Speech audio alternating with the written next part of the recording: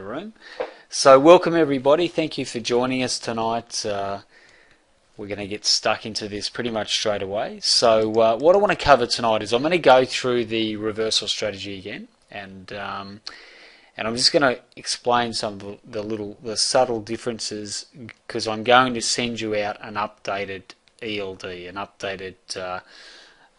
ELD to upload to your desktop, because we've made a couple of minor changes and nothing major, but obviously things that will affect the overall performance. So now we also need to remember that this next 2 weeks the system is being trialed. So we're trialing the system because we want feedback from you, our members, based on your experience with it, what you like about it, what you don't like about it, how we can improve it. The idea of this strategy, sending the strategy out to get feedback and comments and trialing it, is so we can ultimately build a better product, because a better system that runs in the market that produces more profit, obviously more opportunity. So the more people who have got testing it and trialing it, the better for us, because that'll give us an overall better product. Now, if you do have an idea or something that you believe will improve the overall setups or the overall performance, you need to have done some type of testing to validate that. So it's no good just saying, oh look, why don't you put this indicator in here, or we actually have to prove up objectively prove up the performance of whatever it is that you're trying to include in the strategy.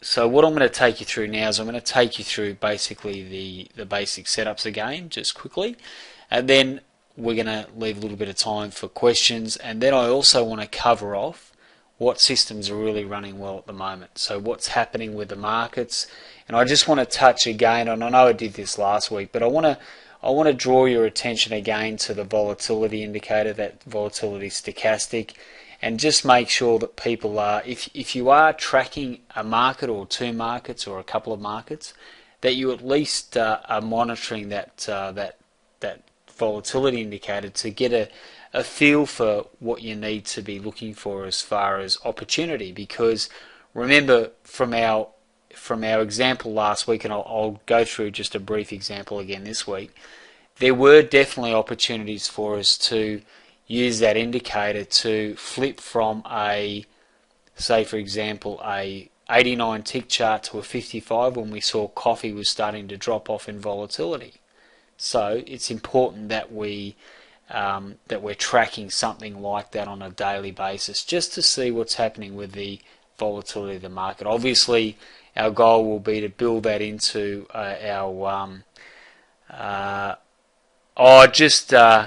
so let's have a look at what we're looking for. Basically, now the strategies for the basis of the strategy, we've got our Renko bricks up here. Now you can run your range, your case bars, you can run minute, your tick charts. It doesn't really matter what you're using, but for the purpose of this example, we're going to use the Euro US dollar, obviously on a 10 pip. Now what we're looking for is our MACD. We're looking for our MACD to set up a potential area of divergence. Now you'll see that as price makes higher highs, we're getting alerted to these possible areas of potential divergence, and what we're looking for is we're actually looking for an entry point. Once we see that price is making a higher high, and we've got that the MACD is making lower highs, then we've got a perfect case of looking for a potential bearish divergence setup on our system. So we have the criteria. We have price making higher highs, and we have that not being confirmed in our momentum of our MACD. So you can see that starting to drop away, and that's exactly what we're after. Now, a setup on this strategy, so a setup on the reversal, a sell setup, only triggers when we get a full close of a brick below the moving average.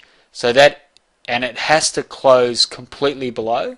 So that may have closed below, but the moving average intersects the brick, so that's no good. Same again there and there. Same again there. You can just see there that we get a touch of the moving average on the brick. No good. So we wouldn't be taking that trade. This would be our first potential trade setup.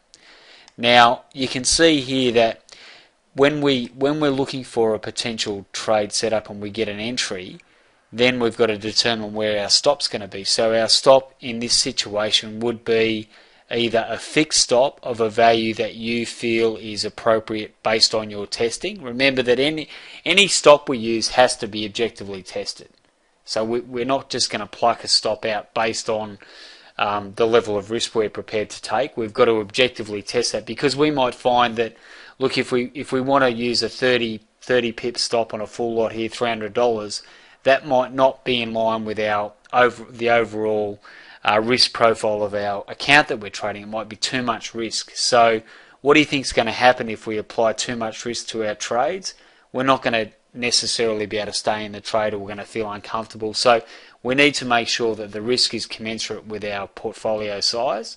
Now, and we also need to make sure that we've tested up our stop to make sure we've got our positive expectancy and our edge. So two clear things here is that we definitely want to have a stop that's going to be large enough for us to stay in the trade, but we don't want a ridiculous stop either that's opening us to too much risk on the trade, or that doesn't offer value, and you'll get that through your testing, obviously with the maximum favourable excursion, maximum adverse excursion on your trades. Now, if you haven't done the backtesting module, or you haven't been through the money management module yet, you'll get to that stage, and I'll explain that more later. But for the purpose of the video, or for the purpose of the training, we're basically looking for a stop that we've tested up and we know that we're comfortable with, and we know that has an edge and is maintaining our edge. So it might be it'll be a fixed stop, because we always have to have a fixed stop in the market, and it might even be the previous swing high. So once we've got our stop in place, and we'll assume at this stage that it's 30 pips, then you can see here this market pushes down a little bit and then takes us straight out. So we would have got knocked out of that trade based on the first entry. Now we still have a chance of taking a second entry. Now, is that there a setup? Now this is the question I get asked. If it's just about below but not quite, well, no, because it's actually touching the brick. So that's definitely not a setup. So you're correct there, Brett. No setup there. We have to have a clear separation between our brick and the moving average. And we get that here. This is where we get that clear separation. So we're on. We've got our first attempt was not as we would hope. It was a stop out, and we're going to get that. That's part of the cost of trading. But our second opportunity to get into the market it looks like it's going to be fruitful. So we get in here and we're in short at 132.15. Now we're taking the trade regardless. So we're testing up, we're taking the trade, and we're using our fixed stop. Now for the purpose of this example, I'm going to use my stop as the previous swing high, which is up here, and I'm going to use a brick above that previous swing high, because I know that I want to have good clearance of that level there. Because on the Renko bricks, we need to remember that you'll never know, unless you've got the underlying tick chart, you'll never know exactly how high that previous trade went, because the Renko bricks will only produce a value of the brick size that you select in your settings. So if you go to your settings and go format symbol, whatever you select as your brick size will only appear on the charts.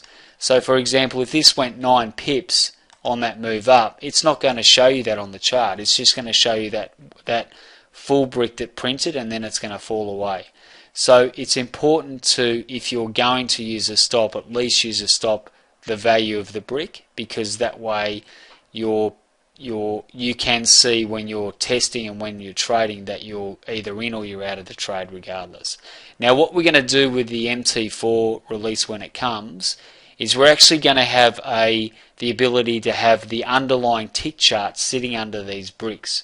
So you'll actually be able to, when you do your auto back testing, you'll actually be able to see exactly where the trade went to, and that will record the trades based on exact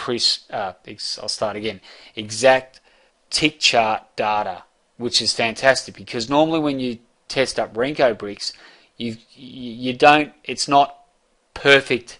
It won't be perfect in its testing. You've got to make sure that you use the multiple of the brick size you've selected, obviously. But with the underlying tick data, then you're getting very, very accurate data as far as your testing, and that's going to be fantastic. So looking forward to that. So just a little bit of a cue there. Now remember the other thing with these, when you're doing your back testing or you're looking at your trading, you absolutely need to have a calibrated fixed data set or testing. So I've just got these, I've just gone back and loaded up, say from January, the 26th of January, just to get a clunk of data. But if I'm going to objectively test this and look at some really solid results and put those results together, I need to calibrate my charts. So what I'd need to do there is I would need to set my charts up so that the chart date is 4 days back. So my start date is 4 days of the previous month.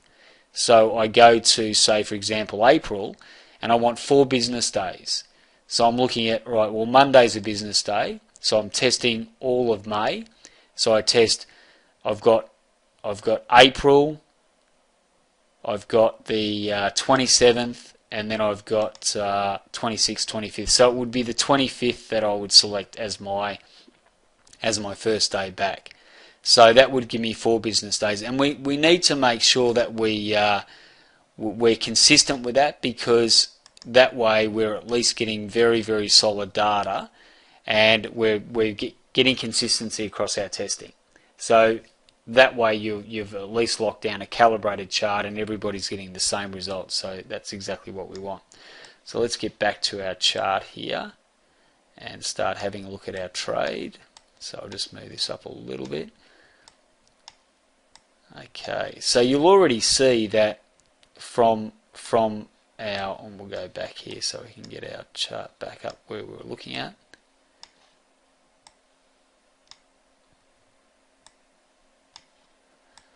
So I'm going to have to take this back because it's such a well, I'll leave it there. Actually, I'll leave it there. So you can see that we're into the trade now, and actually I'll take it back because we can't get enough data. So let me just drop it back to that period in January. So January, loading our January chart up, 1, 2, you've got 2 days, 3, 4. Now this is only used for if you're getting a very quick snapshot of overall the results for, say, a 6-month period. But then more accurately you need to do your month by month testing. So that has to happen.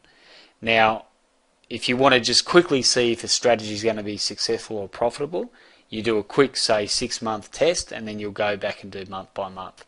That's the most accurate way to do it. So while we're waiting for that to load up, here it is, so it's back again. We'll just go to that section of data that we're going to grab. And we know that we're here short, so we're short. We've got our short set up at 132.15. We're into the market. We basically go in on the close of that group.